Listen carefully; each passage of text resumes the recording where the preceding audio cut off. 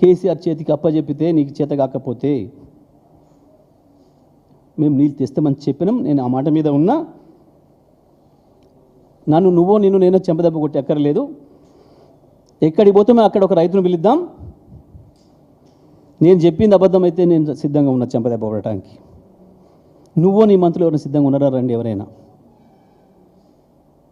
నీ మంత్రులు ఎవరైనా పంపినా ఏం లేదు. నువ్వే రా అని కూడా నేను అడగటం లేదు.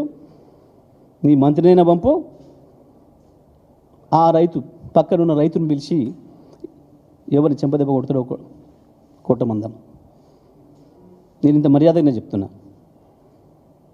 చాలామంది ఎదురు చూస్తున్నారు బయట నీ భాషలో మాట్లాడమని, కానీ నేను మాట్లాడతలేను. నేను నీ స్థాయికి దిగజాలను. నేను ఇవాళ ప్రతి అక్షరం నువ్వు నిన్న మాట్లాడిన దాంట్లో ఉన్న తప్పుల మీద నేను మాట్లాడినా. చేతనైతే దీనికి వివరణ ఇస్తావా, నువ్వు ఇస్తావా, నీ మంత్రి ఎవరిని ఇస్తారా మాట్లాడమను. నువ్వు నేర్పిన బూతులు మాట్లాడడం కాదు చెప్తున్నా. రేపు ప్రజల ముందే పెడుతున్నా. సూర్యాపేట తుంగతుర్తి రైతాంగంతోనే ప్రారంభం చేస్తూ ఉన్నా. ఏడాదిని అర్థంగా మీరు మాట్లాడుతున్న మీ భాగవతం అంతా కూడా బయట పెడతా. మీరు మాట్లాడింది ప్రతి అక్షరం మీకు తోడు దొంగలుగా ఉన్న కొద్దిమంది పుంకాలుగా రాస్తున్న 1000 పేజీలు అబద్ధం అనే విషయాన్ని నిరూపిస్తున్నాం.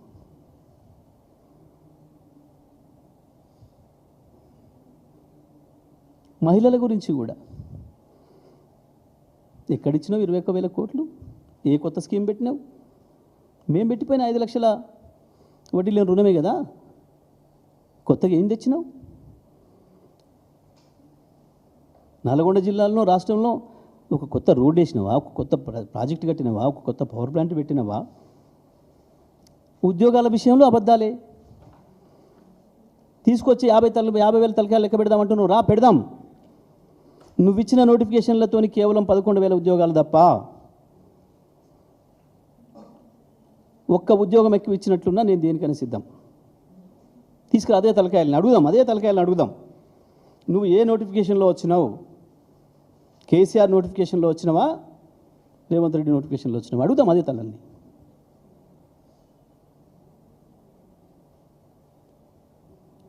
నాకు డబ్బా కొట్టేటోళ్ళు ఉన్నారు. నాకు చంద్రబాబు మోడీ బాబులు కుడియడమలు ఉన్నారు. నేను చెప్పింది రాయడానికి, నేను చెప్పింది చూపించడానికి ఉన్నారు. బాజాబాజంత్రీలు ఉన్నాయి అన్న అహంకారంతో నీ ఇష్టం వచ్చినట్టు మాట్లాడుతున్నావు. ఇప్పుడు నేను మాట్లాడిన దానికి ఒకదాని సమాధానం ఇవ్వు. నువ్వు మాట్లాడింది ప్రతి అక్షరం అబద్ధం అనే సంగతి నేను నిరూపించిన ఇప్పుడు సాక్ష్యాలతో సహా. దీనికి ఎవరు సమాధానం చెప్తారో చెప్పమను. నువ్వు రాలేవు, నువ్వు చాలా బిజీ ఉంటావు.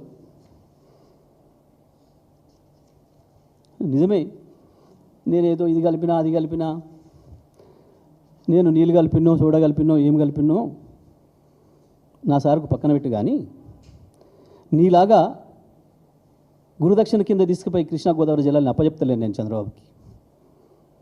తెలంగాణ రైతాంగానికి, తెలంగాణ ప్రజలకు ద్రోహం చేస్తూ ఇవాళ ఏదైతే మొదలు కృష్ణను అప్పచెప్పి ఇవాళ గోదావరిని అప్పచెప్పే ప్రయత్నం చేస్తున్నావో ఆ ద్రోహానికి నేను పనపడలే. గురుదక్షిణ కింద నీవు చేస్తున్న దుర్మార్గం తెలంగాణ భవిష్యత్తును పరంగా పెట్టబోతున్నావు. కేవలం చంద్రబాబు డైరెక్షన్లో బనకచెర్లకు అడ్డు రాకుండా ఉండడం కొరకు మాత్రమే కాళేశ్వరాన్ని బండబెడుతున్నావు.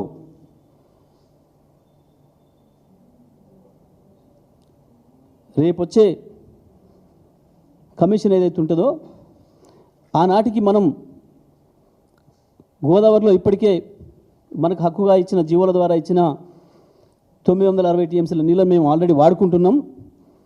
పై వచ్చే నీళ్ళలో కూడా మాకు ఇంకా అక్కర ఉంది, కొత్తగా ప్రాజెక్టులు మొదలుపెట్టుకుంది అని చెప్పి మనం చెప్పాల్సిన దాన్ని